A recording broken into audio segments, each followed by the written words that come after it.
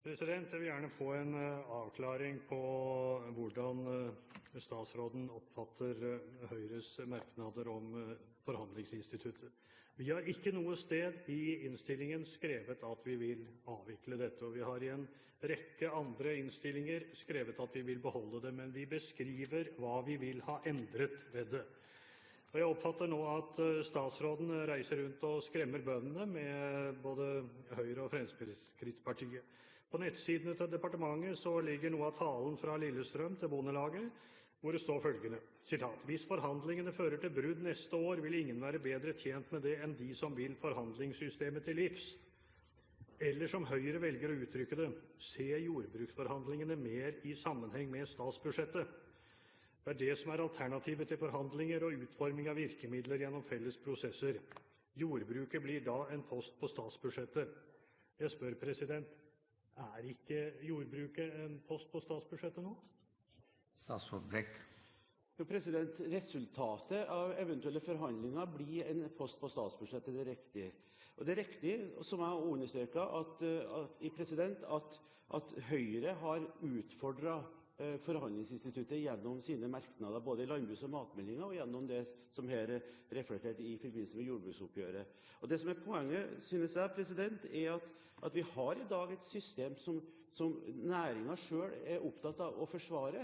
Næringen er opptatt av å forsvare, og da spør jeg meg, hvorfor i all verden vil Høyre utfordre det systemet som det finnes ikke noe eksempel på ellers i verden, som gir bøndene en betydelig innflytelse over sine egne inntektsmuligheter, som gjør dem mulighet til å bestemme hvordan de skal bruke pengene, ikke minst. Det er jo utfordringen Høyre bør tenke over når de da foreslår endringer eller utfordrer forhandlingssystemet som jeg har uttalt. Flaten til oppfølging. Utfordringen går nettopp på det som statsråden nå selv har erkjent, nemlig at resultatet av jordbruksforhandlingene får innvirkning for budsjettet. Og vår smule utfordring til forhandlingsinstituttet er ikke noe mer enn at dette skal ses i sammenheng med nettopp de budsjetter som det får innvirkning og innflytelse på. Utover det har ikke vi sagt noe annet enn at partene må få lov å forhandle. Og da må statsråd Brekk få forklare meg, hvis man fikk en slik modell, som ville ligne på den vi har, men som ville tidsmessig være litt annerledes i forhold til at budsjettår og avtaleår var det samme, hvor ødeleggende ville det være for norsk landbruk, Statsråd Brekk. Jeg oppfatter jo nå at representanten Flåtten snakker ned sine egne vedtak. Og jeg må bare innrømme, jeg skjønner ikke hva Høyre mener når de på det ene siden sier at vi skal gjøre om forhandlingsinstituttet på tvers av det næringen ønsker, og på det andre siden fortsatt drive forhandlinger. Det henger ikke i hop, og dermed så må vi kunne stille de spørsmålene som her stilles.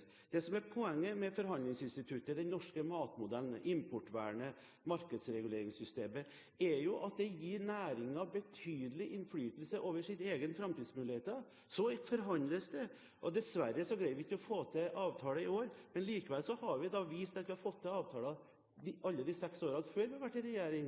Og det er en enorm kvalitet med det norske samfunnet, med den norske modellen, at vi greier å ha det gode samarbeidet med næringsorganisasjonene som det systemet der gir oss. Det er utfordringen Høyre bør svare på,